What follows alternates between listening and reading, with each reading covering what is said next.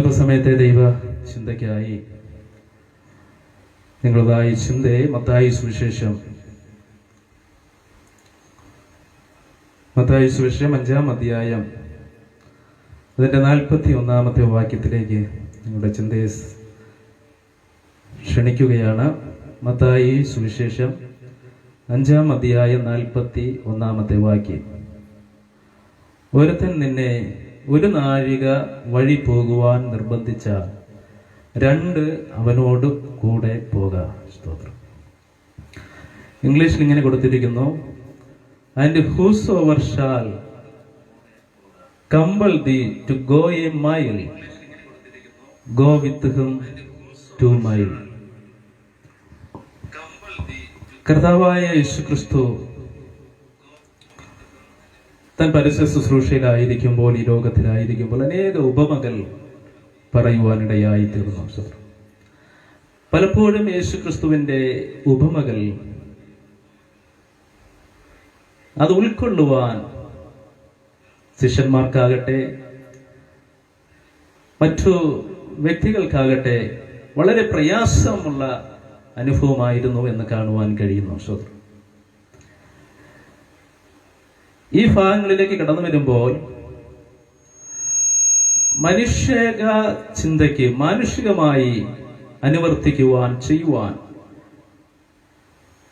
ബുദ്ധിമുട്ടുള്ള പ്രയാസമുള്ള 3 കാര്യങ്ങളെ കർത്താവായ യേശുക്രിസ്തു പറയുന്നു. അതിന്റെ 40-ാമത്തെ വാക്യം ഇങ്ങനെ വായിക്കുന്നു, നിന്നോട് വ്യപകരിച്ച് നിന്റെ വസ്ത്രം എടുപ്പാൻ ഇച്ഛിക്കുന്നവന് നിന്റെ പുതപ്പ് കൂടെ വിട്ടുകൊടുക്കുക. അതിന്റെ 39-ാമത്തെ വാക്യം ഇങ്ങനെ വായിക്കുന്നു, നിന്റെ വലത്തെ ചെകിട്ടത്ത് അടിക്കുന്നവനെ മറ്റേതും കൂടെ കാണിച്ചു കൊടുക്കുക. മാനുഷികമായി നാം ചിന്തിച്ചാൽ നമുക്കെതിരെ ഒരു വ്യക്തി ഒരു വാക്ക് പറഞ്ഞാൽ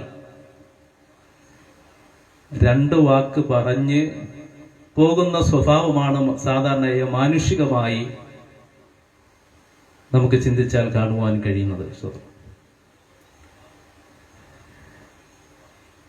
ഇവിടെ യേശു പറയുന്നു,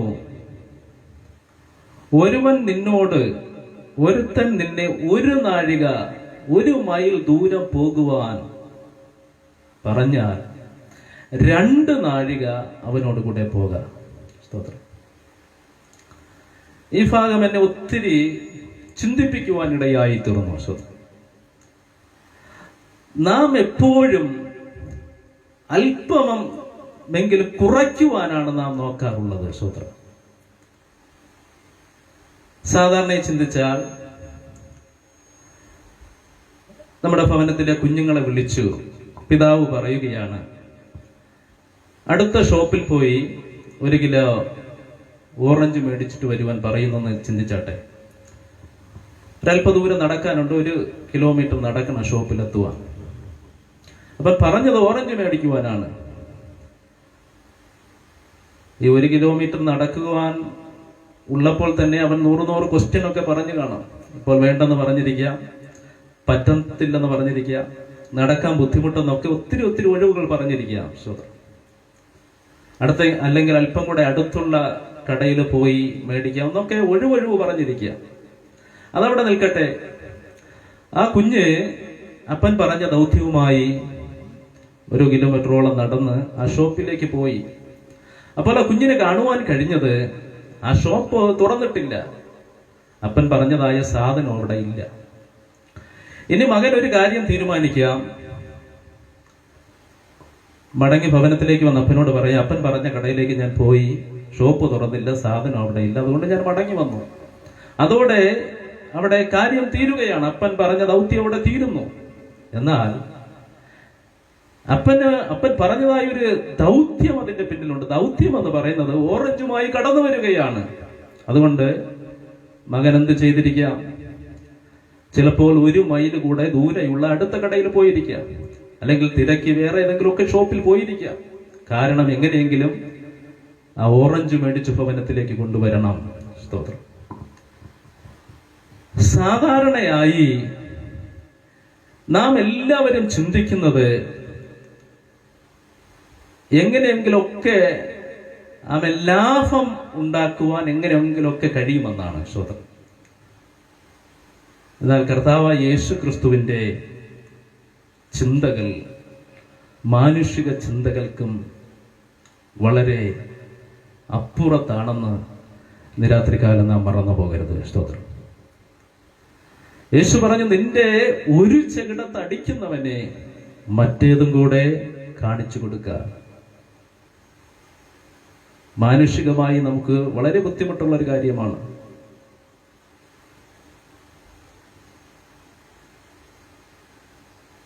ഇന്ന് രാത്രികാലം പ്രിയ ദൈവമക്കളെ,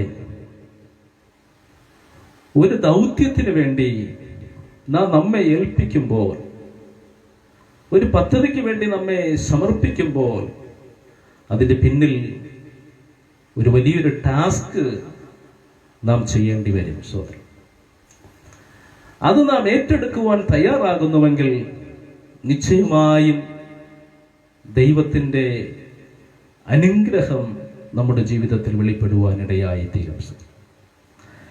ഇതിനോട് ചേർന്ന് എന്നെ വളരെ ചിന്തിപ്പിച്ച ഒരു ചെറിയൊരു ചിന്ത നിങ്ങളോട് പറഞ്ഞ് വേഗത്തിൽ ഇരിക്കുവാനാണ് ദൈവനാമത്തിൽ ശരണപ്പെടുന്നത്.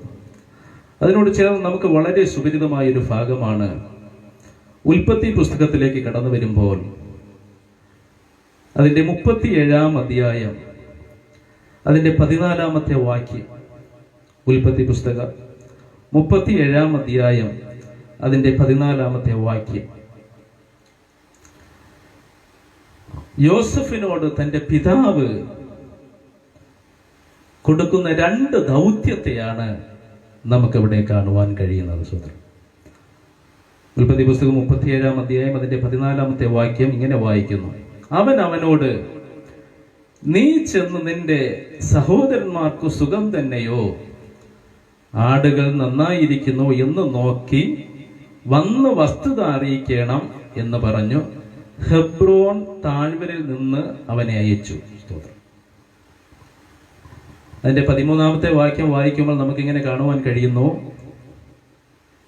ഇസ്രായേൽ യോസഫിനോട്, നിന്റെ സഹോദരന്മാർ ഷേക്കേമിൽ ആടുമയക്കുന്നുണ്ടല്ലോ, വരിക, ഞാൻ നിന്നെ അവരുടെ അടുക്കൽ അയക്കും എന്ന് പറഞ്ഞു. അപ്പോൾ ഇവിടെ യോസഫിന്റെ പിതാവ് തൻ്റെ മകനിൽ ഏൽപ്പിക്കുന്ന ഒരു വലിയൊരു ദൗത്യത്തെയാണ് കാണുവാൻ കഴിയുന്നത്. സോദരൻ, നാം വായിച്ച ഭാഗത്തിൽ തന്നെ കാണുന്നു, 2 ദൗത്യമാണ് പ്രധാനമായും യോസഫിനോട് പറയുന്നത്. അപ്പൻ പറയുന്നു, നീ ചെന്ന് നിന്റെ സഹോദരന്മാർക്ക് സുഖം തന്നെയോ, ആടുകൾ നന്നായിരിക്കുന്നു. സോദരൻ, അപ്പോൾ കുടുംബത്തെ കുറിച്ച് കരുതലുള്ള ഒരു പിതാവ്, ആടുകളെ കുറിച്ച് കരുതുന്ന കാഴ്ചപ്പാടുള്ള ഒരു പിതാവ്. സ്തോത്രം. 2 ദൗത്യമാണ് തന്റെ പിതാവ് കൊടുക്കുന്നത്. സ്തോത്രം. എന്നാൽ യോസഫിന്റെ മറുപടി നോക്കണമേ. നോ എന്ന് യോസഫ് പറഞ്ഞില്ല, എനിക്ക് കഴിയത്തില്ലെന്ന് യോസഫ് പറഞ്ഞില്ല. തന്റെ പിതാവ് ഏൽപ്പിച്ച ദൗത്യം സ്വയം ശിരസിലേറ്റി വളരെ പ്രതീക്ഷയോടെ പുറപ്പെടുന്ന ഒരു യോസഫ്. യോസഫിനെ കുറിച്ച് ഒത്തിരി പ്രത്യേകതകൾ നമുക്ക് കാണുവാൻ കഴിയുന്നു. അപ്പന്റെ വാത്സല്യപുത്രനാണ് യോസഫ്. അപ്പൻ യോസഫിനെ ഒത്തിരി സ്നേഹിച്ചു എന്ന് കാണുവാൻ കഴിയുന്നു. ഇസ്രായേലിൽ അവൻ അധികം യോസഫിനെ സ്നേഹിച്ചു എന്നാണ് നമുക്ക് വചനത്തിൽ കാണുവാൻ കഴിയുന്നത്. സ്തോത്രം. ഇനി യോസഫിന്റെ പ്രത്യേകത, യോസഫ് അവൻ ദർശനം കാണുന്നവനാണ്. സ്തോത്രം. ദർശനക്കാരനാണ് യോസഫ് എന്ന് കാണുവാൻ കഴിയും. അവൻ ഇവിടെ അപ്പന്റെ ദൗത്യവുമായി യോസഫ് വളരെ പ്രതീക്ഷയോടെ യാത്ര തിരിക്കുകയാണ്.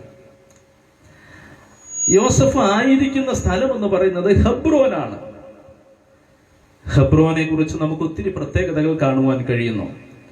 ഗ്രീക്കിൽ അതിന്റെ ട്രാൻസ്ലേഷൻ ഹെബ്രോനെ കുറിച്ച് ഇങ്ങനെയാണ് കൊടുത്തിരിക്കുന്നത്: വേലി ഓഫ് ഹെബ്രോൻ. നമുക്ക് കാണുവാൻ കഴിയുന്നു ഏകദേശം 20 മൈലോളം ജെറുസലേമിൽ നിന്നും ബെർശബയിലേക്ക് പോകുന്ന മിഡ്വേ ഹൈവേ എന്നാണ് നമുക്ക് കാണുവാൻ കഴിയുന്നത്. സ്വത്രം 20ഓളം മൈലുണ്ട്. സ്വത്രം ഹെബ്രോനിൽ നിന്നും ഷേഖേമിലേക്ക് പോകാൻ. സ്വത്രം ഹെബ്രോൻ എന്ന വാക്കിനർത്ഥം കൂട്ടായ്മ എന്നാണ്, ഫെലോഷിപ്പ്. ഇവിടെ അപ്പനുണ്ട്, അമ്മയുണ്ട്, മറ്റു സാഹചര്യങ്ങളെല്ലാം അനുകൂലമാണ്. ഭവനമുണ്ട്, ഭവനത്തിൽ ആവശ്യമായ എല്ലാ സാഹചര്യങ്ങളും അവനുണ്ട്. ആരാധനയുണ്ട്, പാട്ടുണ്ട്, പ്രാർത്ഥനയുണ്ട്. എല്ലാ സാഹചര്യവും അനുകൂലമായ ഇടമാണ് ഹെബ്രോൻ, കൂട്ടായ്മ. അപ്പൻ പറഞ്ഞയക്കുന്നത് ഷേഖേമിലേക്ക് പോകുവാനാണ്. സ്വത്രം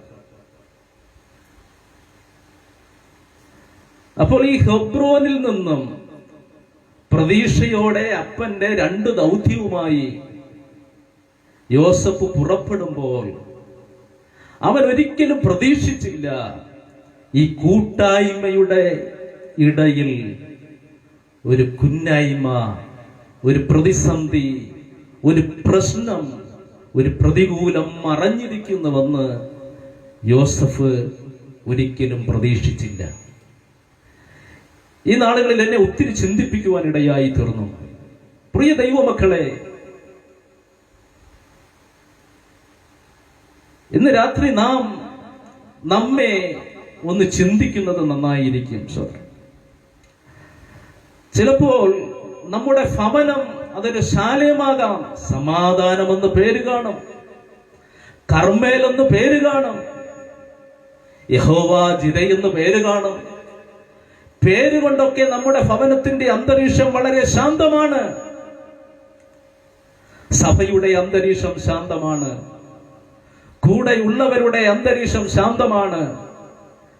എന്നാൽ ഇന്ന് രാത്രി അതിനകത്ത്, ഈ കൂട്ടായ്മയ്ക്കകത്ത് ഒരു പ്രശ്നമുണ്ടെന്ന്, ഒരു പ്രതിസന്ധി ഉണ്ടെന്ന് നീ കാണാതിരിക്കരുത്. സ്തോത്രം. 40 ദിവസം മരുഭൂമിയിൽ ദൈവത്തോട് കൂടെ ഇരുന്ന് പ്രാർത്ഥിച്ച് പ്രതീക്ഷയോടെ ഇറങ്ങി വരുന്ന മോശയുടെ ജീവിതത്തിൽ താൻ പ്രാപിച്ച ബ്ലെസ്സിങ് മുഴുവനും, അനുഗ്രഹം മുഴുവനും, വിടുതൽ മുഴുവനും ഒറ്റ നിമിഷം കൊണ്ട് തകർത്ത് കളയുവാൻ അവനെതിരായി താഴ്വരയിൽ വെളിപ്പെട്ട ശക്തി ചെറുതല്ല. 40 ദിവസം പർവ്വതത്തിൽ ദൈവത്തോട് കൂടെ ഇരിക്കുക എന്നുള്ളത് ചെറിയ കാര്യമല്ല. ദൈവത്തിന്റെ ഒരു വലിയൊരു ദൗത്യവുമായി പ്രതീക്ഷയോടെ ഇറങ്ങി വരുന്ന മോശയ്ക്ക് കാണുവാൻ കഴിയുന്നത് താഴ്വരയിൽ പ്രതീക്ഷയോടെ ഏൽപ്പിച്ച മേഖലകൾ മുഴുവനും, വ്യക്തികൾ മുഴുവനും ദൈവിക പദ്ധതിക്ക് വിരുദ്ധമായി വെളിപ്പെട്ടു നിൽക്കുന്ന കാഴ്ചയാണ് മോശയ്ക്ക് കാണുവാൻ കഴിഞ്ഞത്. ഇന്ന് രാത്രികാലം ചിലപ്പോൾ നിന്റെ ഭവനത്തിന്റെ അന്തരേന്തരങ്ങളെ നിനക്ക് കാണുവാൻ കഴിഞ്ഞെന്ന് വന്നേക്കത്തില്ല.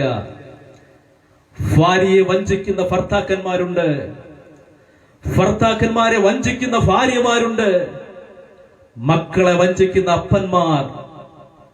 സ്വയം തൃപ്തിക്ക് വേണ്ടി,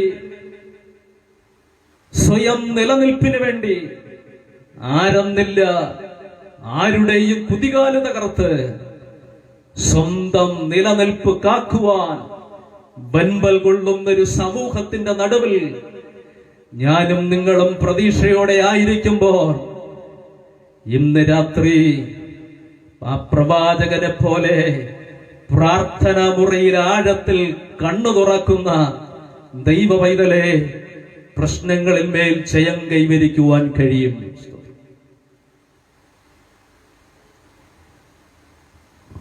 ജീവിതത്തിൽ പ്രാപിച്ചത് മുഴുവനും ഒറ്റ നിമിഷം കൊണ്ട് തകർത്ത് കളഞ്ഞ അനേകരുടെ ചരിത്രം ബൈബിളിൽ കാണുവാൻ കഴിയുന്നു. പ്രതീക്ഷയോടെ ഇറങ്ങിത്തിരിച്ച പലരും പരാജയത്തിലേക്ക് കടന്നുപോയ ചരിത്രം കാണുവാൻ കഴിയുന്നു. എന്നാൽ രാജാക്കന്മാരുടെ പുസ്തകത്തിൽ പ്രവാചകൻ നമ്മെ പഠിപ്പിക്കുന്ന ഒരു പാഠമുണ്ട്. ശത്രുവിന്റെ പാളയത്തെ, ശത്രുവിന്റെ നീക്കങ്ങളെ, ശത്രുവിന്റെ പദ്ധതികളെ അവന്റെ പ്രാർത്ഥനാ മുറിയിൽ കാണുവാൻ മുഴങ്കാലിൽ നിൽക്കുന്ന ഏലീശമാരെ പോലെ പ്രാർത്ഥിക്കുന്ന ദൈവ പൈതലെ, ഈ അന്ത്യകാലഘട്ടത്തിൽ നിലനിൽക്കണമെങ്കിൽ മുഴങ്കാലിൽ ഇരുന്നേ പറ്റത്തുള്ളൂ. അല്ലെങ്കിൽ ഇന്നലെ അവരെ തകർത്ത പിശാച് നാളെ നമ്മയും തകർക്കാം.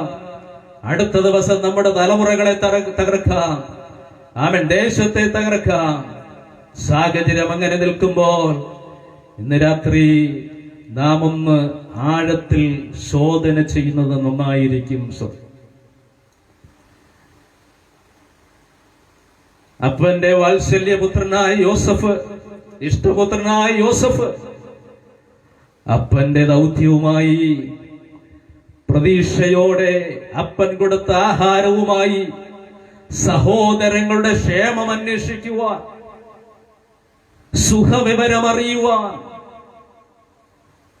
മൈലുകൾ യാത്ര ചെയ്ത് മുന്നോട്ട് കടന്നു വരികയാണ്. അവിടെ വായിക്കുന്നവൻ ഷേക്കേമിലേക്ക് കടന്നു വരികയാണ്. സ്തോത്രം. ഹെബ്രുവേഡ് ഷേക്കേമിനെ കുറിച്ച് ഇങ്ങനെയാണ് കൊടുത്തിരിക്കുന്നത്: വെറ്റാലിറ്റി ഓർ ലൈഫ്. ആമേൻ, ചൈതന്യം അല്ലെങ്കിൽ താങ്ങുന്ന ഭുജ. ഒത്തിരി അർത്ഥങ്ങളുണ്ട്. സ്തോത്രം. ഷേക്കേമിലേക്ക് യോസഫ് കടന്നു വരികയാണ്. ഒന്നാമത്തെ നാഴിക, യോസഫിന്റെ ജീവിതത്തിലെ ഒന്നാമത്തെ നാഴിക എന്ന് പറയുന്നത് ഷേക്കേമിലേക്ക് കടന്നു വന്ന് സഹോദരങ്ങളുടെ ക്ഷേമം അന്വേഷിച്ച് അപ്പന്റെ അടുക്കൽ പോയി വിവരം പറയുകയാണ്. എന്നാൽ യോസഫിന് എന്താണ് സംഭവിച്ചത്? യോസഫ് എന്താണ് ചെയ്തത്? യോസഫ് അപ്പന്റെ ദൗത്യവുമായി പ്രതീക്ഷയോടെ ഷേക്കേമിലേക്ക് വരികയാണ്. അവൻ ഷേക്കേമിൽ ഉടനീളം അന്വേഷിച്ചു. അവിടെ എല്ലാം ചുറ്റി നടന്നു, സഹോദരങ്ങളെ തേടി. എന്നാൽ എന്താണ് സംഭവിച്ചത്? ആമേൻ, സഹോദരങ്ങൾ ഷേക്കേമിൽ നിന്നും ആമേൻ യാത്ര പുറപ്പെട്ടു പോയി. സ്തോത്രം. അവിടെ എല്ലാം യോസഫ് അന്വേഷിച്ച് നടക്കുമ്പോൾ ചിലർ യോസഫിനോട് പറഞ്ഞു, ആമേൻ, നിങ്ങൾ അന്വേഷിക്കുന്ന നിങ്ങളുടെ സഹോദരന്മാർ അവരുടെ ഇല്ല, അവർ ദോഥാനിലേക്ക് പോയി. സ്തോത്രം. ഇനി യോസഫിന് തീരുമാനിക്കാം. അപ്പൻ പറഞ്ഞ ദൗത്യവുമായി പ്രതീക്ഷയോടെ കടന്നു വന്നു. ഇനി തിരിച്ച് യോസഫിന് ഭവനത്തിൽ പോകാം. അപ്പനോട് പറയാം, അപ്പ, അപ്പൻ തന്ന ആഹാര പദാർത്ഥങ്ങളും അപ്പന്റെ ആലോചനയുമായി ഞാൻ അവിടെ എല്ലാം തപ്പി നടന്നു. എനിക്ക് വിശന്നിട്ട് ഞാൻ കഴിച്ചില്ല, ഞാൻ തളർന്നിട്ടും അതിൽ നിന്നെടുത്ത് ഒന്നും എടുത്ത് കുടിച്ചില്ല. അപ്പനോട് കൊടുത്തൊരു വാക്തത്വം ഉണ്ടായിരുന്നു, വാക്കുണ്ടായിരുന്നു, പ്രതീക്ഷയുണ്ടായിരുന്നു. അപ്പനോട് മടങ്ങി വന്ന് പറയാം. അപ്പനൊന്നും പറയത്തില്ല. കാരണം ആമേൻ, അപ്പൻ പറഞ്ഞത് പോയി. മടങ്ങി വരികയാണ്. ഒന്നാമത്തെ നാഴിക. ആമേൻ, സാധാരണയായി നമുക്ക് എല്ലാവർക്കും കഴിയുന്ന ആമേൻ ഇടമാണ് ഒന്നാമത്തെ ആമേൻ നാഴിക. എന്നാൽ യേശു പറഞ്ഞു, നിന്നോട് ഒരു നാഴിക പോകുവാൻ ഇച്ഛിച്ചാൽ നീ 2 പോകണം. ഈ രണ്ടാമത്തെ നാഴിക എന്ന് പറയുന്നത് നമുക്ക് വളരെ പ്രശ്നസങ്കീർണമാണ്, ബുദ്ധിമുട്ട് നിറഞ്ഞതാണ്. വലിയൊരു ടാസ്ക് അതിന്റെ പിന്നിൽ നാം ചെയ്യേണ്ടതുണ്ട്. ഇനി നമുക്ക് യോസഫിന് തീരുമാനിക്കാം, ഒന്നേ പോകാം അല്ലെങ്കിൽ മടങ്ങി വരാം. എന്നാൽ അവന്റെ പിതാവ് കൊടുത്തൊരു വലിയ ഉത്തരവാദിത്വം ഉണ്ടായിരുന്നു. പ്രിയ ദൈവമക്കളെ, നാം എല്ലാവരും ദൈവവേലയിലാണ്. ചിലപ്പോൾ ബൈബിൾ കോളേജ് പഠിച്ചിറങ്ങുന്നവരാകാം, പ്രാർത്ഥനയിൽ ദൈവത്തിന്റെ അരുളപ്പാട് പ്രാപിച്ച് ദൈവവേലയിലൊക്കെ പോകുന്നവരാകാം, വിവിധ വിഷയങ്ങളുടെ നടുവിലൊക്കെ നാം മുന്നോട്ട് പോകുന്നവരാകാം. ഇന്ന് രാത്രികാലം ഒരു കാര്യം ചിന്തിക്കണം. നമ്മുടെ പ്രതീക്ഷ ഒരിക്കലും അസ്തമിക്കരുത്. ലക്ഷ്യം വിജയമായിരിക്കണം. പിതാവിന്റെ വലത്തുഭാഗത്ത് സകല മഹിമകളെയും വെടിഞ്ഞ് ഈ താണലോകത്തിലേക്ക് കർത്താവായ യേശു കടന്നു വന്നു. നമുക്കെല്ലാവർക്കും അറിയാം. ഇവിടെ മരിച്ച് ഇവിടെ അടക്കപ്പെട്ട് ഇവിടം കൊണ്ട് തീരുവാനല്ല. പലരും പറഞ്ഞു, നീ ദൈവപുത്രനല്ലേ, നിനക്ക് ഇതൊക്കെ ചെയ്യുവാൻ കഴിയത്തില്ലേ? പല നൂറ് ചോദ്യങ്ങളൊക്കെ യേശുവിന്റെ മുമ്പിൽ വന്നു. എന്നാൽ യേശുവിനെ എന്തിനാണ് തന്റെ പിതാവ് ഈ ലോകത്തിലേക്ക് അയച്ചത്? ഈ ലോകത്തിലേക്ക് അയച്ചതിന് വലിയൊരു ദൗത്യമുണ്ട്. ഈ പാപത്തിൽ ആണ്ട് കിടക്കുന്ന, പിശാചിന്റെ പിടിയിൽ അകപ്പെട്ട് കിടക്കുന്ന ജനത്തെ വിടുവിച്ച് നിത്യതയിലേക്ക് കൊണ്ടെത്തിക്കുവാനുള്ള ഒരു വലിയൊരു ദൗത്യം തന്നെ മുൻപിലുള്ളപ്പോൾ യേശു ഒരിക്കലും റോമ ചക്രവർത്തിമാരുടെ പ്രശ്നങ്ങളെ കണ്ട്, പ്രതിസന്ധികളെ കണ്ട്, നിയമങ്ങളെ കണ്ട് യേശുവിനെതിരായി കടന്നു വന്ന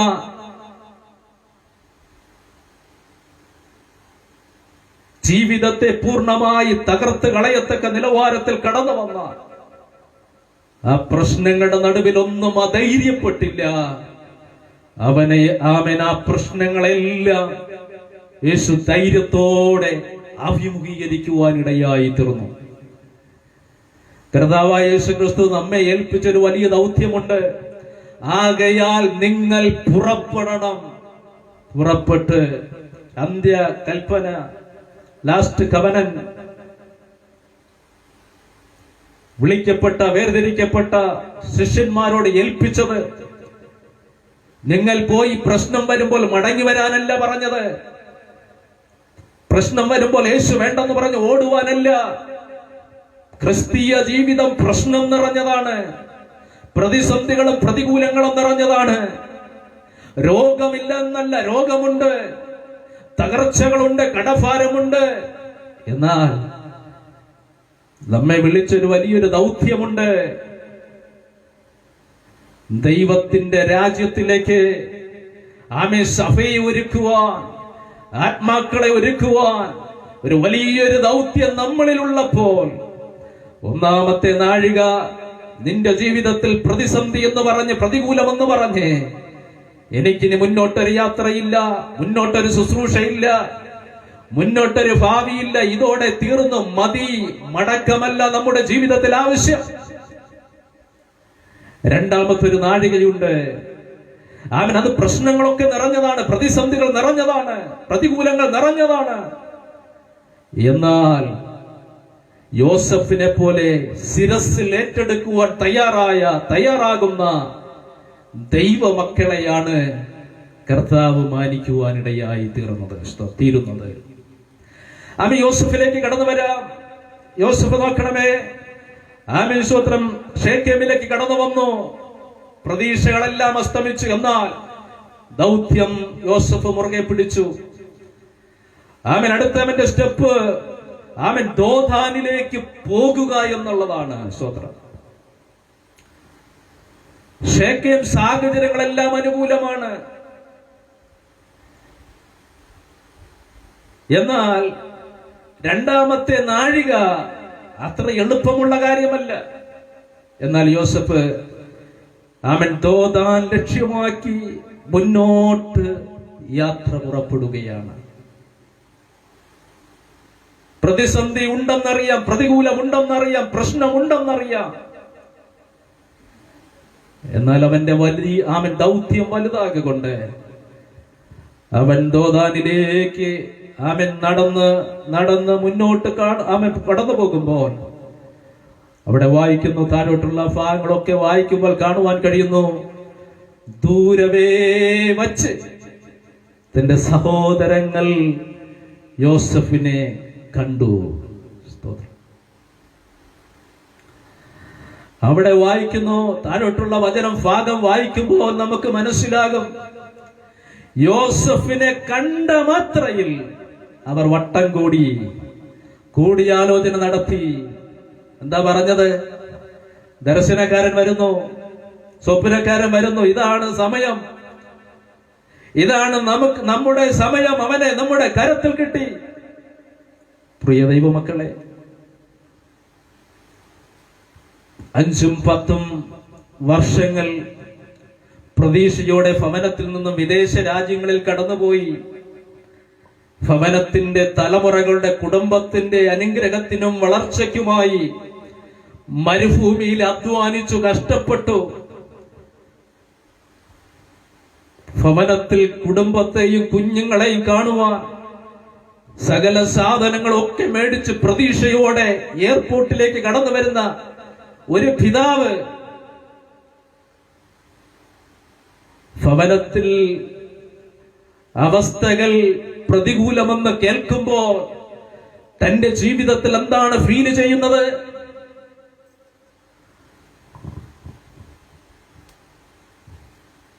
നമ്മുടെ ജീവിതത്തിലേക്കൊന്ന് നോക്കുക.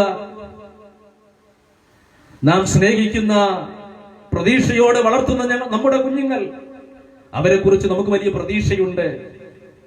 നാളെ ഇന്ന രീതിയിൽ അവനെ കൊണ്ടുവരണം, അല്ലെങ്കിൽ അവളെ കൊണ്ടുവരണം. അതിനുവേണ്ടി നാം എന്തെല്ലാം ചെയ്യുന്നു. പല മാതാപിതാക്കന്മാരെയും എനിക്കറിയാം, പലരും പ്രാർത്ഥിക്കുവാൻ പറയാറുണ്ട്. ഞങ്ങൾ ഭക്ഷിക്കാതെ, ഞങ്ങൾ നല്ല വസ്ത്രം ധരിക്കാതെ ഞങ്ങളുടെ മക്കളൊക്കെ നന്നായി വളർത്തി. എന്നാൽ പ്രതീക്ഷയുടെ സമയം ഞങ്ങൾക്ക് വേദനയാണ്. ആ പ്രതീക്ഷ ഞങ്ങൾക്ക് അനുഭവിക്കാൻ കഴിയുന്നില്ല, ആ സന്തോഷം ഞങ്ങൾക്ക് അനുഭവിക്കാൻ കഴിയുന്നില്ല. പ്രിയ ഭവനമേ, പ്രിയ ദൈവമക്കളെ, ഇത് മറ്റുള്ളവരുടെ കാര്യം മാത്രമല്ല, നമ്മുടെ എല്ലാവരുടെയും വിഷയമാണ്. യോസഫിന്റെ ജീവിതത്തിലും അത് തന്നെ സംഭവിച്ചു. ഒരു ഹെബ്രോനിൽ നിന്ന് പ്രതീക്ഷയോടെ ഇറങ്ങുമ്പോൾ അവൻ ഒരിക്കലും ചിന്തിച്ചില്ല ഇതിനകത്ത് ഒരു പ്രശ്നമുണ്ടെന്ന്.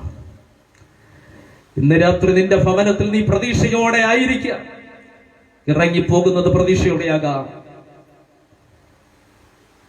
സഭയിൽ വളരെ പ്രതീക്ഷയോടെ നീ പലതും ചെയ്യുന്നുണ്ടാകാം. നിനക്കെതിരെ അകത്തളങ്ങളിൽ ആമൻ കരുനീക്കുന്ന പദ്ധതി ഒരുക്കുന്ന ഇരുട്ടിന്റെ മണ്ഡലങ്ങൾ ഉണ്ടല്ലോ. ഇന്ന് രാത്രി നമുക്ക് ആവശ്യം യെശയ്യാവിനെ പോലെ മറ്റുള്ളവന്റെ കുറവ് പറഞ്ഞ് നടക്കാനല്ല. യെശയ്യാവ് ചെറിയ പ്രവാചകനല്ല. അവനെ കുറിച്ച് പറയുന്ന അവൻ വലിയ പ്രവാചകന്മാരിൽ പ്രവാചകൻ. ആമേൻ, സ്തോത്രം. 6-ാം അധ്യായം മുതൽ 5-ാം അധ്യായം വരെ വായിച്ചു പഠിക്കുമ്പോൾ അവന്റെ പ്രവചനത്തിന്റെ ശബ്ദം ചെറുതല്ല. പ്രവചനത്തിന്റെ വ്യാപ്തി വലുതാണ്, ആഴം വലുതാണ്.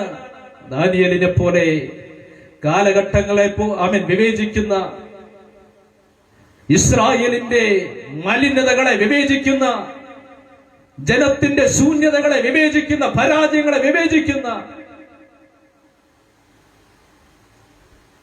യിരെമ്യാവിനെ പോലെ ശക്തമായി ദൈവത്തിൽ നിൽക്കുന്ന പ്രവാചകൻ.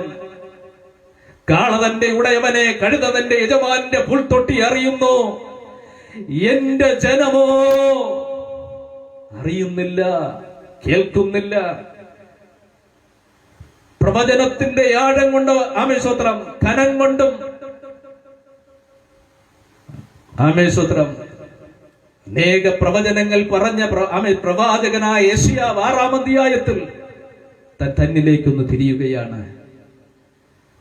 പലരെയും ശരിയാക്കിയവനാണ്, പല രാജാക്കന്മാരെയും ദൂത് പറഞ്ഞുറപ്പിച്ചവൻ. പല പ്രവാചകന്മാരോടും ദൂത് പറഞ്ഞവൻ. എന്താ അവന്റെ ജീവിതത്തിൽ സംഭവിച്ചത്? അവന്റെ കുറവിനെ അവന് കാണുവാൻ കഴിഞ്ഞില്ല. വചനം പറയുന്നു, ഉസ്യാവ് മരിച്ച ആണ്ടിൽ അവനൊരു ദർശനം കാണുന്നു. ഇന്ന് രാത്രി വചനം കേൾക്കുന്ന ദൈവമക്കളെ, നമ്മുടെ ശുശ്രൂഷകൾക്കെതിരായി, നമ്മുടെ വാഗ്ദത്തങ്ങൾക്കെതിരായി, അനുഗ്രഹങ്ങൾക്കെതിരായി ഇന്നും പ്രതികൂലമായി നിൽക്കുന്ന ഉസിയാവുമാരില്ലേ? എന്താണ് അവന്റെ പദ്ധതി? അന്യധൂപം കത്തിക്കുക, ആത്മീക ആരാധനയ്ക്കെതിരെ, ആത്മീക ശുശ്രൂഷയ്ക്കെതിരെ. തിരിച്ചറിയുവാൻ നിനക്ക് കഴിയുന്നുണ്ടോ? ചിലപ്പോൾ നീ ഉപവസിക്കുന്ന വ്യക്തിയാകാം, പ്രാർത്ഥിക്കുന്ന വ്യക്തിയാകാം. നിന്റെ കൂടെ നിൽക്കുന്നവൻ ഉപവസിക്കുന്നവനാണോ, പ്രാർത്ഥിക്കുന്നവനാണോ? നിന്റെ ആമേശ്വത്രം പ്രാർത്ഥന കൂടെ ഇസ്രായേൽ ജനത്തിന്റെ സകല തകർച്ചയ്ക്കും കാരണമായ അവൻ വലിയവനല്ല, ഒരു ആഹാന, ഒരുവനാണ്. ഇന്ന് രാത്രി അവനെ കാണുന്നവൻ, അവന്റെ പദ്ധതികളെ കാണുന്നവൻ, അവൻ പരാജയപ്പെടത്തില്ല. സ്വതന്ത്രം ഇസ്രായേൽ ജനതയുടെ ഈ യാത്രയെ മുഴുവനും തടഞ്ഞ ആഹാനെ പിടിക്കപ്പെടുകയാണ്. ആഹാൻ പിടിക്കപ്പെടണമെങ്കിൽ പ്രവാചകനെ പോലെ മുഴങ്കാലിലിരിക്കണം. സ്റ്റേജിലൊക്കെ ചിലപ്പോൾ നിൽക്കുവാൻ കഴിയും. 4 പേരുടെ നടുവിലും ലക്ഷങ്ങളുടെ നടുവിലും നിൽക്കുവാൻ എളുപ്പമാണ്. കൈയടിക്കുവാൻ ആളുണ്ട്, അവൻ കൂടെ പാടുവാൻ ആളുണ്ട്. ഇന്ന് രാത്രി കൈയടിക്കുന്ന കൈത്താളത്തിന്റെ അകത്തളങ്ങളിലും ആ കൊട്ടിനകത്തും ഒരു കുന്നായ്മയുണ്ടെന്ന് മറക്കരുത്. Praise the Lord, hallelujah. ഉസിയാവ് കണ്ട ദർശനം എന്താണ്? ആമേൻ, താഴ്ന്നും പൊങ്ങി നിൽക്കുന്ന സിംഹാസനം. ആമേൻ, സ്തോത്രം. അവൻ തന്നെ ദൈവകരങ്ങളിലേക്ക് സമർപ്പിക്കുവാനിടയായി. അവൻ പറയുന്നു, ഞാൻ അരിഷ്ടനായ മനുഷ്യൻ, അരിഷ്ടനായ ജനത്തിന്റെ ഇടയിൽ ഞാൻ വസിക്കുന്നു.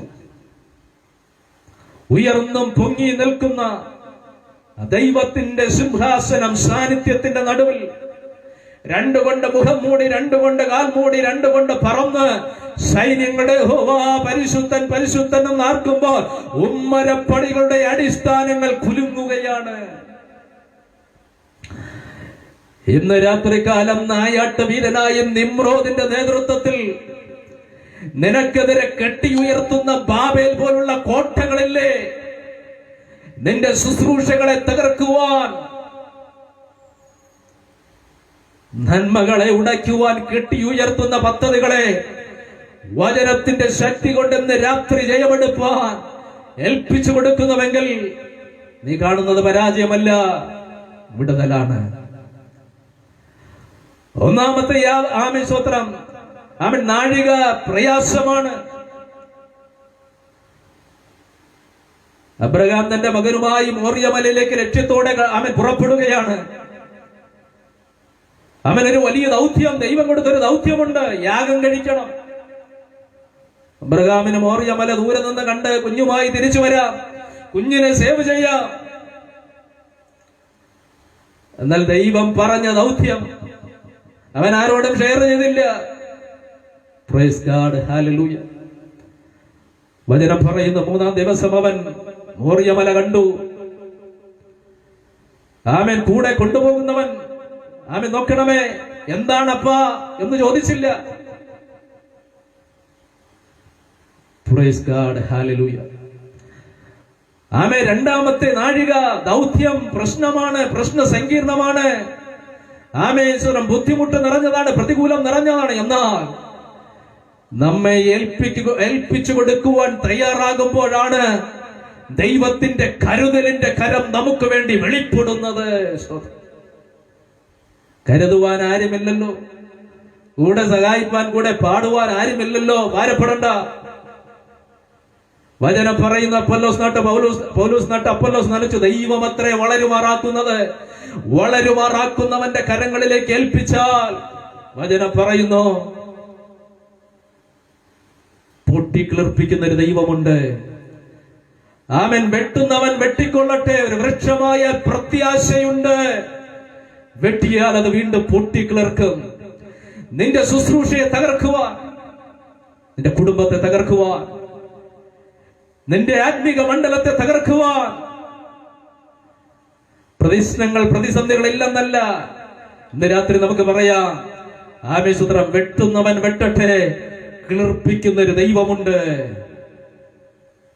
വചനത്തിലേക്ക് മടങ്ങി വരട്ടെ. യോസഫ് പ്രതീക്ഷയോടെ ആമേൻ സ്തോത്രം ദോദാനിലേക്ക് കടന്നു വരുന്നു. ദൂരമേ നിന്ന് കണ്ടു. സഹോദരങ്ങൾ വട്ടം കൂടി അപ്പൻ കൊടുത്തയച്ച ആധാരങ്ങൾ അവർ വീശിയടിക്കുമ്പോൾ നോക്കണമേ, ഒട്ടിയ വയറുമായി അവൻ നടന്ന ക്ഷീണവുമായി അവന് വേണമെങ്കിൽ പോകുന്ന വഴിയിലെടുത്ത് കഴിക്കാം, അല്പം എടുത്ത് കഴിച്ച് അല്പം കൊണ്ട് കൊടുക്കാമില്ല.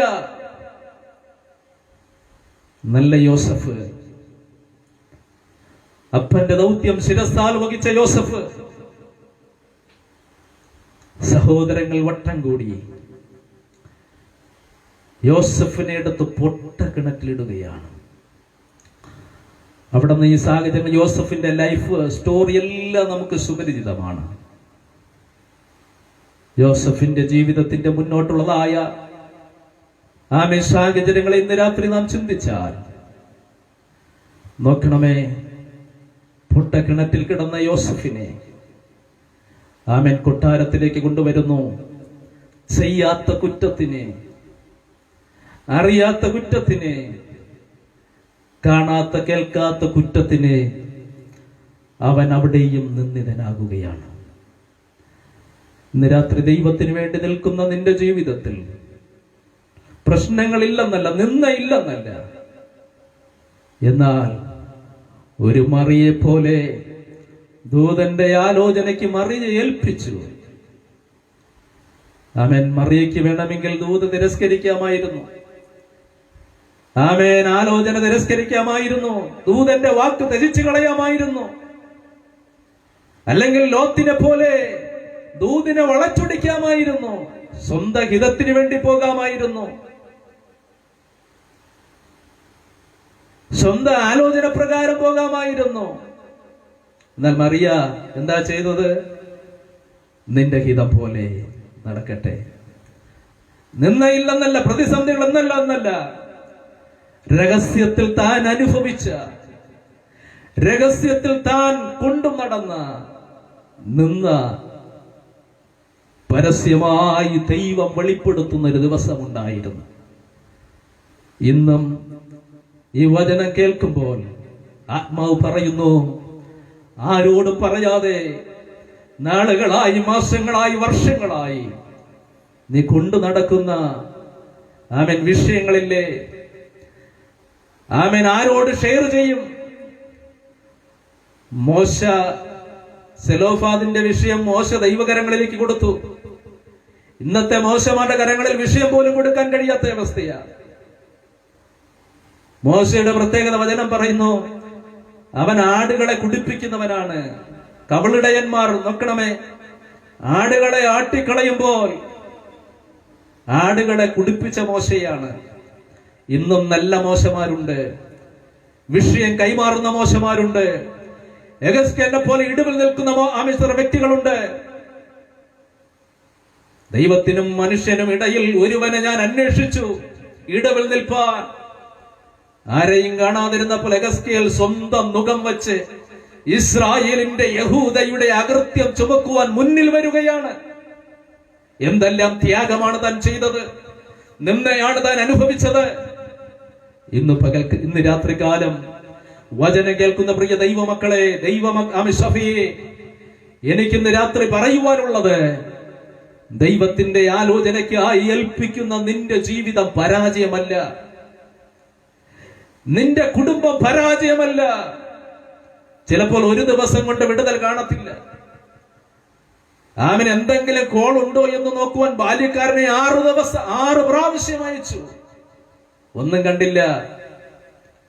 നീ വർഷങ്ങളായി ഉപവസിച്ചിരിക്കാം, അവൻ പലതും ചെയ്തിരിക്കാം. ഇന്നും നീ ശൂന്യതയിലൂടെ പോകുന്ന വ്യക്തിയാകാം. ആത്മാവിൽ പറയുന്നു, നീ പരാജയപ്പെടരുത്. ഒന്നാമത്തെ നാഴിക കൊണ്ട് നീ അവസാനിപ്പിക്കരുത്. അവൻ നിനക്ക് വേണ്ടി ദൈവത്തിന്റെ കരം വെളിപ്പെടുന്ന സമയമുണ്ട്. വചനം എന്താ പറയുന്നത്? യോബിന്റെ പുസ്തകം പറയുന്നു, ആകാശത്തിൽ വെളിച്ചം ശോഭിക്കുന്നത് ഞാൻ കാണുന്നില്ല, എങ്കിലും കാറ്റ് അടിച്ച് അത് തെളിയുന്നു. യോബിന്റെ ജീവിതത്തിൽ ചിന്തിക്ക്, യോബിനോട് ചോദിക്ക്. യോബ് 100 മേഘങ്ങളുടെ കണക്ക് പറയും. തലയുടെ മുകളിൽ കടന്നു വന്ന അനേക മേഘങ്ങൾ ഉണ്ടായിരുന്നു. വാഗ്ദത്തം പറഞ്ഞ അനേകരില്ലേ, അടുത്ത മാസം ഇന്നത് ചെയ്യാം, അല്ലെങ്കിൽ സഭ വയ്ക്കാൻ ഇന്നത് ചെയ്യാം. നീ പലരെയും നോക്കി പ്രതീക്ഷയോടെ ഇരുന്നില്ലേ?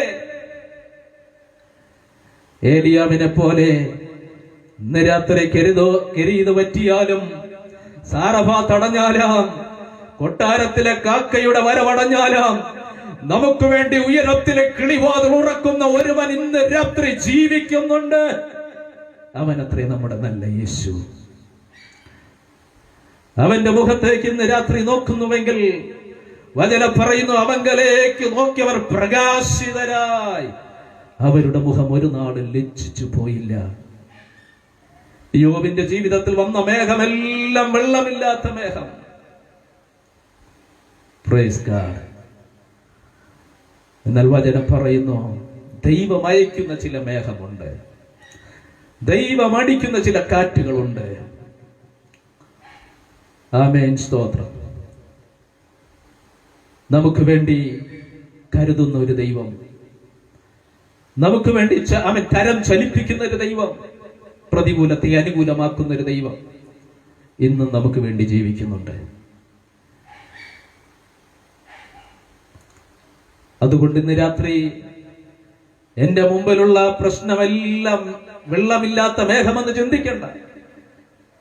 വേഴാമ്പലിനെ പോലെ മരുഭൂമിയിലാകട്ടെ നമ്മുടെ ഇരിപ്പ്, പ്രതീക്ഷയോടെ ഉയരങ്ങളിലാകട്ടെ നമ്മുടെ ആമേശ്വരം നോട്ടം.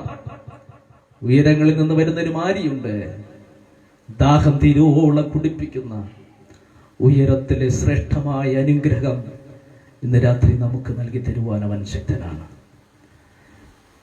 ആമേൻ. 7ാമത്തെ പ്രാവശ്യം ആമേൻ കൈപ്പത്തിയോളം അവൻ കണ്ടു, മേഘം കണ്ടു. പ്രവാചകൻ പറയുന്നത് ഒരു അനുഗ്രഹത്തിനുള്ള മേഘമാണ്.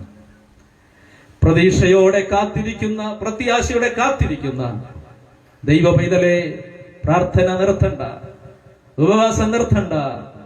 നിനക്ക് വേണ്ടി അടുത്തൊരു യാമം വെളിപ്പെടുകയാണ്. ശിഷ്യന്മാരോട് ചോദിക്കുക, എത്രയോ യാമം. ആമേൻ, സ്തോത്രം. അവർ പ്രതീക്ഷയോടെ കാത്തിരുന്നു. കരയിൽ അടുക്കുമെന്ന് ചിന്തിച്ചു, പ്രതീക്ഷ ഉണ്ടെന്ന് ചിന്തിച്ചു. എന്നാൽ യാമങ്ങൾ ഒന്നിന് പിറകെ പ്രതീക്ഷകൾ അസ്തമിപ്പിച്ചില്ലേ? പ്രശ്ന സങ്കീർണമായില്ലേ? എന്ന ക്വസ്റ്റ്യൻ ചോദിച്ചില്ലേ? എന്നാൽ നമുക്ക് വേണ്ടി അരികിൽ വരുന്ന ഒരു ദൈവം. ഇവിടെ വായിക്കുന്നു, 4ാം യാമത്തിൽ ദൈവം അവരുടെ അടുക്കൽ വന്നു, ദൈവം അവർക്ക് വേണ്ടി പ്രവർത്തിച്ചു. പ്രതീക്ഷയോടെ കാത്തിരിക്കുന്ന നമുക്ക് വേണ്ടി പ്രവർത്തിപ്പാൻ നമ്മുടെ കർത്താവ് വിശ്വസ്തനാണ്. യോസഫ് നോക്കണമേ, ആമേൻ, സഹോദരങ്ങളെല്ലാം പിടിച്ചു പൊട്ടക്കിണറ്റിലിട്ടു. അവിടെ നിന്ന് അവൻ കാരാഗൃഹത്തിലേക്ക് കടന്നു വന്നു. എന്നാൽ എന്നെ ചിന്തിപ്പിച്ച ഒരു വിഷയം ഇതാണ്. യോസഫ് ഈ പ്രശ്നങ്ങളിലൂടെ കടന്നു പോയില്ലെങ്കിൽ, കാരാഗ്രഹത്തിൽ നിന്ന് അവന്റെ ജീവിതത്തിൽ ഇല്ലായിരുന്നുവെങ്കിൽ, ലോകം ഇന്നും അവനെ അറിയത്തില്ലായിരുന്നു. ഇന്നും കാരാഗ്രഹത്തിൽ അവനൊരു അടിമയായി പോയനെ. കാരാഗ്രഹത്തിലെ ആമേശ്വത്ര സാഹചര്യങ്ങൾക്ക് അവനൊരു അടിമയായി പോയനെ. Price God, hallelujah. യാക്കോബിനെ പോലെ പല ലാബാന്റെ ഭവനത്തിൽ നിന്നും നിന്നെ പുറപ്പെടുവിച്ചത് അവന്റെ അടിമയായി നിന്റെ ജീവിതം തള്ളി നീക്കാനല്ല. നിന്നിൽ ഏൽപ്പിച്ചൊരു ശുശ്രൂഷയുണ്ട്, നിന്നിൽ പകർന്നൊരു അധികാരമുണ്ട്, അഭിഷേകമുണ്ട്. Praise God. അസ്തമിച്ചവനെ നോക്കി ആമേശ്വരം പിന്തിരിയുവാനല്ല, നിനക്ക് വേണ്ടി ഒരു സൂര്യൻ, ഉദയസൂര്യൻ അവൻ ഉദിക്കുന്നുണ്ട്. Praise God. യാക്കോബിന് മനസ്സിലായി, എനിക്ക് പുറപ്പെടാൻ സമയമായി. വേർതിരിക്കേണ്ടതിനെ അവൻ വേർതിരിച്ചു. ഇന്നും അബ്രഹാമിന്റെ പോലെ ഊരിൽ ഇത്രോവിന്റെ വാഗ്ദത്തത്തിനകത്ത് കുടുങ്ങപ്പെട്ട അനുഭവമാണോ?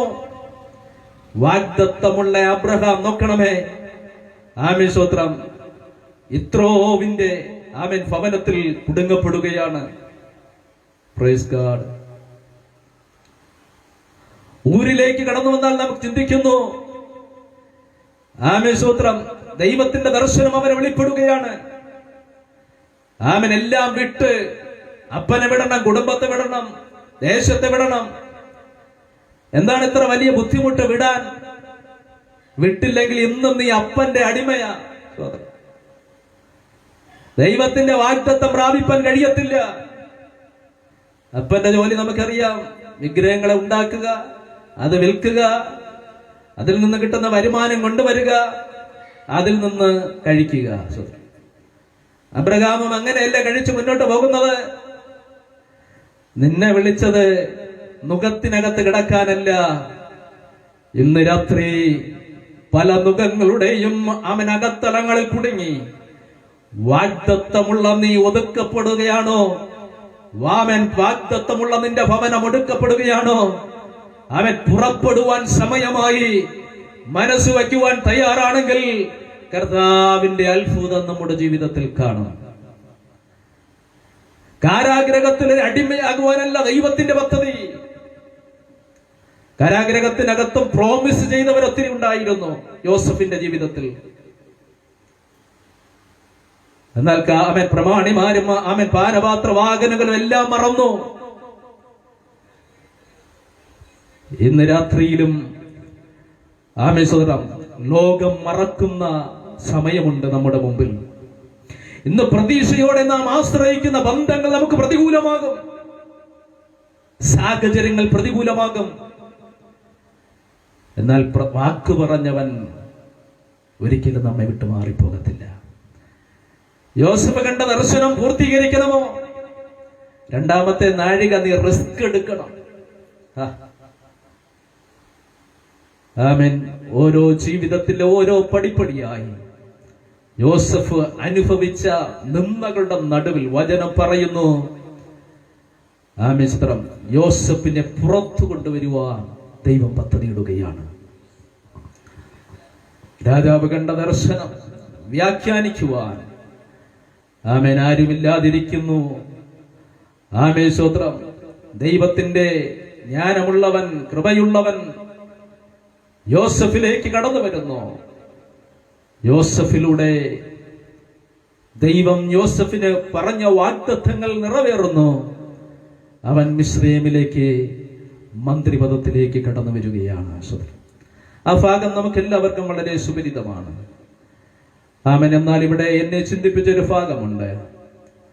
യോസഫിന്റെ സഹോദരന്മാർ നോക്കണമേ, ആമേൻ സ്തോത്രം, ആമേൻ, യോസഫ് മരിച്ചുപോയി എന്ന് പറഞ്ഞ്, കാട്ടുമൃഗം അവനെ കൊന്നുവെന്ന് പറഞ്ഞ്, പിടിച്ചു കളഞ്ഞുവെന്ന് പറഞ്ഞ് അവന്റെ അങ്കി ഊരി ഈ അപ്പനെ കൊണ്ടൊന്ന് കബളിപ്പിച്ച്.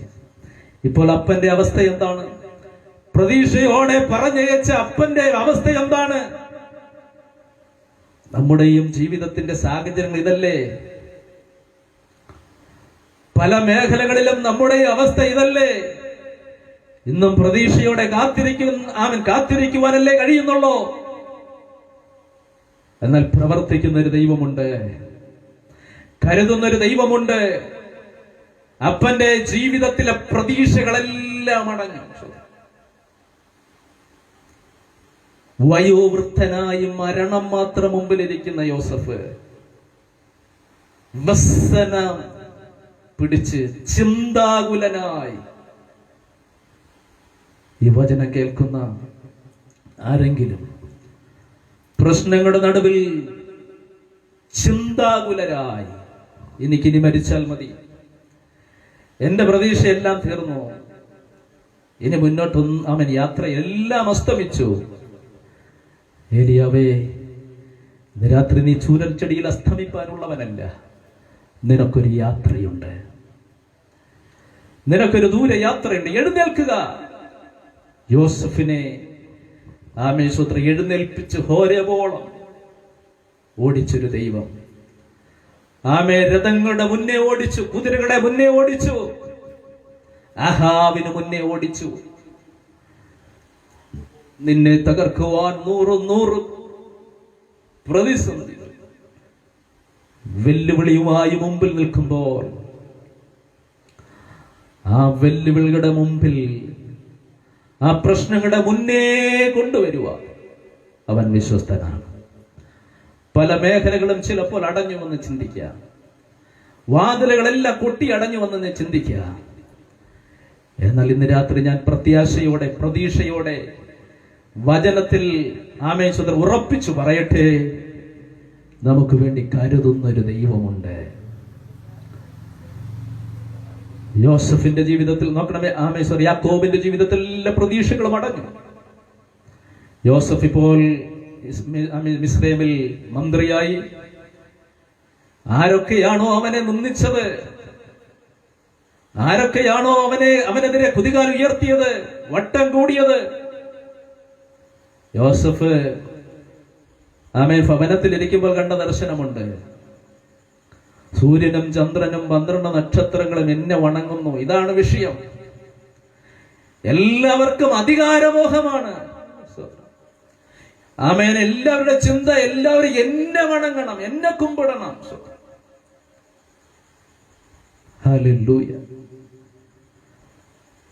പ്രിയ ദൈവമക്കളെ, ഇന്ന് രാത്രി വചനം പറയുന്നു, തന്നെ താൻ താഴ്ത്തുന്നവൻ ദൈവത്തിന്റെ ഉപമകൾ, യേശുവിന്റെ ചിന്തകൾ വളരെ ലളിതമാണ്. വളരെ ലളിതമാണ്. എന്നാൽ ഇത് അനുഷ്ഠിക്കാൻ വളരെ പ്രയാസമാണ്. യേശു പറയുന്ന ഉപമകൾ വളരെ ലളിതമല്ലേ? ഒരു ചെകിടത്തടിക്കുന്നവൻ മറുചവിടൂടെ കാണിക്കുക, എന്റെ അങ്കിയെടുത്താൽ വസ്ത്രം വിട്ടുകൊടുക്കുക. ലളിതമാണ്. ഇത് ചെയ്യാൻ ബുദ്ധിമുട്ടാ, ചെയ്യത്തില്ല. ചെയ്താൽ ഇമേജ് നഷ്ടമാകും, ഗ്രാവിറ്റി പോകും. ഞാൻ ഇന്ന കുലത്തിലുള്ളയാളാണ്, എന്റെ ഭവനം ഇന്നതാണ്, എന്റെ കുലം ഇന്നതാണ്. Praise God. 100 ചോദ്യങ്ങളാ മുന്നോട്ട് വയ്ക്കുന്നത്. എന്റെ കൊച്ചപ്പൻ ഇന്നയാളാണ്, എന്റെ അപ്പൻ ഇന്നയാളാണ്. ഇന്ന് പകൽക്കാലം നിന്റെ ചോദ്യങ്ങളൊന്നും ദൈവത്തിന്റെ മുമ്പിൽ ഒരു ഉത്തരമല്ല. ദൈവത്തിന്റെ മുമ്പിൽ അതൊരു പര്യാപ്തമായ ആൻസർ അല്ല. താഴ്ത്തുവാൻ തയ്യാറുള്ളവനെ ഉയർത്തുവാൻ അവൻ സർവശക്തൻ. പ്രതികാരം യഹോവയ്ക്കുള്ളത്, യഹോവ പ്രതികാരം ചെയ്യും. Praise God. ഇന്ന് പകൽക്കാലം നമുക്ക് അങ്ങനെ ചിന്തിക്കുവാൻ കഴിയുമെങ്കിൽ, യോസഫിനെ പോലെ മാനിക്കുന്ന ഒരു ദൈവം നമ്മോട് കൂടെയുണ്ട്.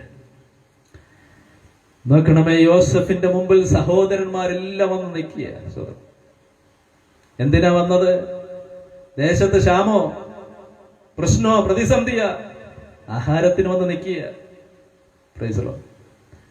ഈ സഹോദരങ്ങളല്ലേ ഈ യോസഫിന് ഒരു നേരത്തെ ആഹാരം കൊടുക്കാതെ പൊട്ടക്കിണറ്റിലിട്ടത്? യോസഫിന് എന്താ അവരോട് പ്രതികാരം ചെയ്തുകൂടെ? ഹല്ലേലൂയ. യോസഫിന് അവരോട് പ്രതികാരം ചെയ്യാം. അവന്റെ സഹോദരങ്ങൾ ഇങ്ങനെ ചെയ്തുവെങ്കിൽ എത്രയധികം യോസഫിന് ചെയ്യാം. യോസഫ് സാധാരണക്കാരനാണോ? അധികാരമില്ലേ? രാജപദവിയില്ലേ? ഹല്ലേലൂയ. ആസ എന്താണ് പ്രാർത്ഥിച്ചത്? പദവി ഇല്ലാത്തത് കൊണ്ടല്ല, അധികാരമില്ലാത്തത് കൊണ്ടല്ല, അർഹത ഇല്ലാത്തത് കൊണ്ടല്ല. എന്തുകൊണ്ടാ പല രാജാക്കന്മാരും പരാജയപ്പെട്ടത്? വർഷങ്ങളായി ഭരണം ചുരുങ്ങിയത് എന്തുകൊണ്ടാ? മാസങ്ങളായി ചുരുങ്ങിയത് എന്തുകൊണ്ടാ? ഹല്ലേലൂയ. ഇന്ന് പകൽക്കാലം നിന്നെ ഒരു പൊസിഷനിൽ കൊണ്ടുവരുമ്പോൾ ദൈവത്തെ മറക്കുന്നവൻ പിന്നെ അവന് നിലനിൽപ്പില്ല. രാജ്യങ്ങളിലേക്ക് നോക്കുക. പല രാജാക്കന്മാരും വർഷങ്ങളോളം ദൈവം ഉപയോഗിച്ചു, രാജസേവനം ചെയ്തു. ശൗലിന് എന്താ ചുരുക്കം വർഷമേ രാജാവാകാൻ എഴുതിപ്പാൻ കഴിഞ്ഞുള്ളൂ. എന്തുകൊണ്ടാ? ദൈവത്തെ മറന്നു, നിഹളം പിടിച്ചു, അഹങ്കാരം വന്നു, തന്നിഷ്ടം അവനിൽ വന്നു, ഞാനെന്നുള്ള ഭാവം വന്നു. ഭൂമി ഭാരം ശൂന്യമാകാൻ കാരണം എന്താ? ദൈവത്തെ ആരാധിപ്പാൻ സൃഷ്ടിച്ച ദൂതന്റെ അകത്തളങ്ങളിലെ ആഴത്തിലെ അഹന്തയെ കണ്ട ദൈവം വെട്ടി. ദൈവം അവനെ വെട്ടി. സ്തോത്രം. ദൈവത്തിന്റെ മുകളിൽ അവന്റെ ആധിപത്യം സ്ഥാപിക്കണം. ഇന്ന് പകൽക്കാലം, ഇന്ന് രാത്രികാലം നമ്മുടെയും ചിന്തകൾ അതാണ്, നമ്മുടെയും ഒക്കെ അവൻ ലക്ഷ്യം അതാണ്. എന്നാൽ ഇന്ന് നമ്മെ ഒന്ന് വിചിന്തനം ചെയ്യുവാൻ, ശോധന ചെയ്യുവാൻ ഏൽപ്പിക്കുമ്പോൾ എത്ര അധികമായി ദൈവം നമ്മെ ഉയർത്തുമെന്ന് ഇന്നാളുകൾ ഞാൻ ചിന്തിക്കുവാനിടയായി തീർന്നു. യോസഫിന് എല്ലാ പദവിയുമുണ്ട്. അവരെ പിടിച്ചു വേണമെങ്കിൽ അവൻ തടങ്കറയിലാക്കാം, തടവറയിലിടാം. എല്ലാ സാധ്യതകളും അധികാരം കയ്യിലുള്ളപ്പോൾ ലോക രാജ്യങ്ങളിലേക്ക് നോക്കൂ, രാജ്യങ്ങളെ നോക്കൂ, സ്റ്റേറ്റുകളെ നോക്കൂ. നിയമം കയ്യിലെടുത്ത് ദൈവജനത്തിനെതിരെ മുഷ്ടി ചുരുട്ടിയ അനേകരില്ലേ? അവർ ചരിത്രത്തിൽ അസ്തമിച്ചു, ലോകം കൊണ്ട് അസ്തമിച്ചു. എന്നാൽ ദൈവത്തിന് വേണ്ടി നിൽക്കുന്നവനെ ദൈവം നിലനിർത്തും. ആസയുടെ വചനം പറഞ്ഞ് എന്നെ വളരെ ചിന്തിച്ചു. ആസയുടെ രാജ്യത്വത്തെ ദൈവം, യഹോശാഫാത്തിന്റെ രാജ്യത്വത്തെ ദൈവം ഉറപ്പിച്ചു. യഹോശാഫാത്തിന്റെ ചരിത്രം പഠിക്കുമ്പോൾ ആമേൻ സ്തോത്രം, ശൗലിന്റെ ഗ്രഹത്തിലേക്ക് പോകണം. ശൗൽ നിരന്തരം പോരാടി എന്നാണ്. ഉറക്കരുത്, ഉറപ്പിക്കരുത്, നിരന്തരം പോരാടി. എന്നാൽ അവൻ പോരാടും തോറും ദാവീദിന്റെ ഗ്രഹം ഉറച്ചു. Price the Lord, hallelujah. ഇന്ന് രാത്രി പോരാടുന്നവൻ പോരാടട്ടെ. ആമേൻ സ്തോത്രം, ആമേൻ. ദാവീദേ, നിന്റെ കുടുംബത്തെ ഉറപ്പിക്കുന്ന ഒരു ദൈവമാണ് നിന്നെ തിരഞ്ഞെടുത്തത്. ആമേൻ. യഹോശാഫാത്ത്, ഞാൻ എന്റെ പിതാവായ ദാവീദിന്റെ വഴിയിൽ നടന്നു. ചെയ്യേണ്ടത് ചിലത് ചെയ്തു. വചനം പറയും, അവന്റെ രാജ്യത്വത്തെ ഉറപ്പിച്ചു. യഹൂദർ അവന് കാഴ്ച കൊണ്ടുവന്നു. മുട്ടുമടക്കാത്ത നെബോയാത്തും കേദാറും നിന്റെ മുമ്പിൽ മുട്ടുമടക്കും. ആ നാമമാണ് നമ്മുടെ യേശുവിന്റെ നാമം. മുട്ടുമടക്കുന്ന നാമം, നിന്റെ മുമ്പിൽ കൂട്ടിവരുത്തുന്ന നാമം, യേശുവിന്റെ നാമം. യോസഫിന്റെ മുമ്പിൽ കടന്നു വന്നവനെ യോസഫ് വെറുങ്കയായി വിട്ടില്ല. നോ എന്ന് പറഞ്ഞില്ല. വചനം പറയുന്നു. ആ ഭാഗങ്ങളെല്ലാം നമുക്ക് വളരെ സുപരിതമാണ്. യോസഫ് സഹോദരന്മാരോട് എല്ലാം ചോദിക്കുമ്പോൾ, നിങ്ങൾ എവിടെ നിന്ന് വരുന്നു? ആരാണ് നിങ്ങളുടെ പിതാവാര്? എത്ര പേര്? ഹല്ലേലൂയ. ലോകത്തെ നമുക്ക് മറയ്ക്കാം, പലരെയും മറയ്ക്കാം. എന്നാൽ ദൈവത്തിന്റെ മുഖത്തെ മറയ്ക്കുവാൻ നമുക്ക് കഴിയത്തില്ല. അവിടെ വായിക്കുന്നു, ആമേൻ സ്തോത്രം, പ്രതീക്ഷകളെല്ലാം അസ്തമിച്ചിരിക്കുന്ന അപ്പന്റെ അടുക്കൽ യോസഫിന്റെ സഹോദരന്മാർ വന്ന് പറയുന്ന ഒരു ദൂതാണ്, നിന്റെ മകൻ യോസഫ് ജീവനോടെ ഇരിക്കുന്നു, അവൻ മരിച്ചിട്ടില്ല. വചനം പറയുന്നു, he still struck, സ്തംഭിച്ചു പോയി. അവൻ വിശ്വസിച്ചില്ല. അവൻ അവിശ്വസനീയമായി തോന്നി. വയോവൃദ്ധനായി മരണം മാത്രം കാത്തിരിക്കുന്ന യാക്കോബ്, അവൻ കൊടുത്തയച്ച രഥങ്ങളെയും അവൻ പറഞ്ഞ വാക്ക് കേട്ടപ്പോൾ വചനം പറയുന്നു, യാക്കോബിന് വീണ്ടും ചൈതന്യം വന്നു. കെട്ടുകഥകളും അപവാദങ്ങളും ദുർഭാഷണങ്ങളും ഒക്കെ കെട്ടിച്ചമച്ച് അപ്പന്റെ പ്രതീക്ഷകളെയും അപ്പന്റെ പ്രത്യാശകളെല്ലാം തല്ലി തകർത്ത് മരണം മാത്രം അമിശ്ര മുമ്പിൽ പ്രതീക്ഷയോടെ ഇരിക്കുന്ന അപ്പന്റെ അടുക്കൽ ഒന്ന് പറയുന്ന അവൻ ജീവനോടെ ഇരിക്കുന്നു. Price God, hallelujah. ഇന്ന് രാത്രി പ്രിയ ദൈവമക്കളെ, യാക്കോബിനെ കുറിച്ച് അവിടെ പറയുന്നു, യാക്കോബിനെ വീണ്ടും ചൈതന്യം വന്നു. മതി, ഞാൻ എൻ്റെ മകനെ പോയി കാണും. നമുക്കതിലും അപ്പുറം ഒരു പ്രത്യാശയുണ്ട്. മരിച്ചാൽ മാത്രമല്ല, മരിക്കും മുമ്പേ മാത്രമല്ല, മരിച്ചാലും നമുക്ക് അവനെ പോയി കാണാം, അവനോട് കൂടെ വരാം. അതാണ് നമ്മുടെ വലിയ പ്രത്യാശ. ഇന്ന് രാത്രി ഒരു നിമിഷം നമ്മെ ശോധന ചെയ്താട്ടെ. അവൻ നിങ്ങളോട് ഒരു മൈൽ പോകാൻ ഇച്ഛിച്ചാൽ 2 അവനോട് പോകാം. ഈ രണ്ടാമത്തെ ടൈം റിസ്ക്കാണ്, പ്രശ്ന സങ്കീർണമാണ്. ഒന്നേ വിശ്വാസം ചെയ്തിച്ച് കളഞ്ഞിട്ട് പോകാം. 1-ാം നൂറ്റാണ്ടിലെ നീറോ ചക്രവർത്തിയുടെ ഹിസ്റ്ററി, ചരിത്രമൊക്കെ വായിക്കാൻ പറഞ്ഞിട്ടുണ്ട്. വായിക്കുവാനിടയായി തീർന്നപ്പോൾ ദൈവ രാജ്യത്തിന് വേണ്ടി പിടിച്ചു നിന്ന് അനേകരെ കാണുവാൻ കഴിയുന്നു. അനേക ഭക്തന്മാർ ബലിയാടുകളായി വില കൊടുത്തു. അവരുടെ ക്രൂര വിനോദങ്ങളിലെല്ലാം അകപ്പെട്ടു. അവർ പിടിച്ചു നിന്നു. അവരെല്ലാം ത്യാഗം ചെയ്തു ദൈവത്തിന് വേണ്ടി.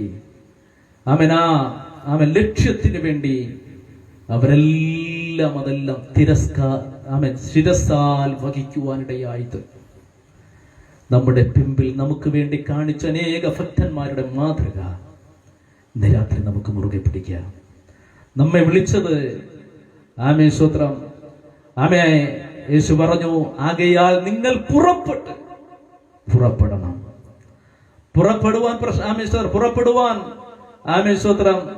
പുറപ്പെടുമ്പോൾ പ്രശ്നങ്ങളുണ്ട്, പ്രതിസന്ധികളുണ്ട്.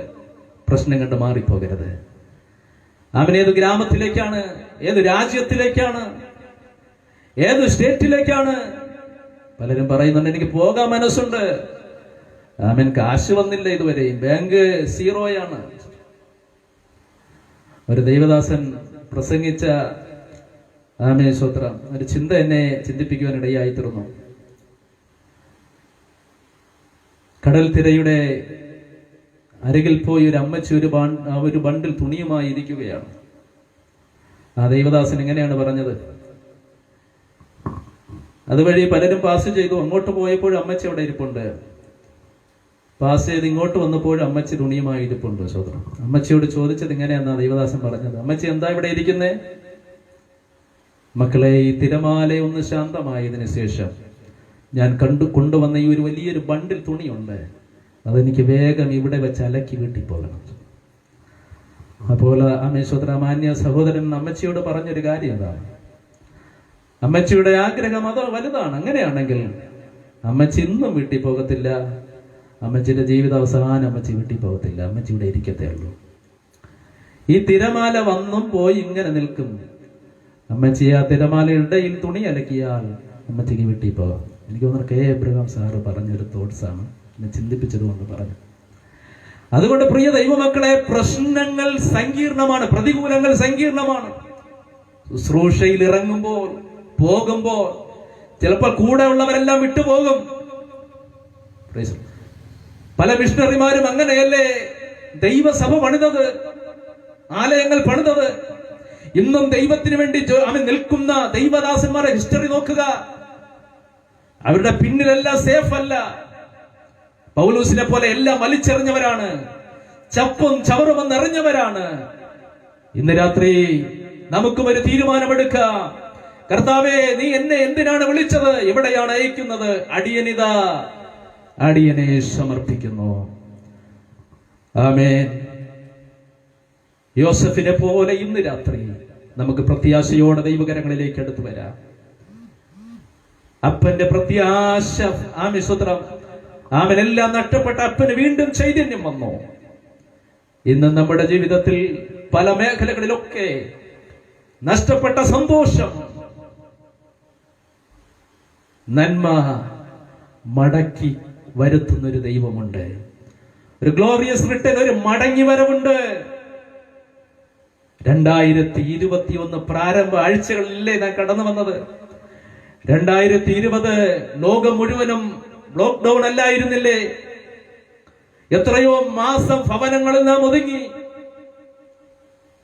എത്രയോ മരണങ്ങൾ സംഭവിച്ചു. ശക്തന്മാരായ ദൈവദാസന്മാർ പൊടുന്നനെ പട്ടുപോയി.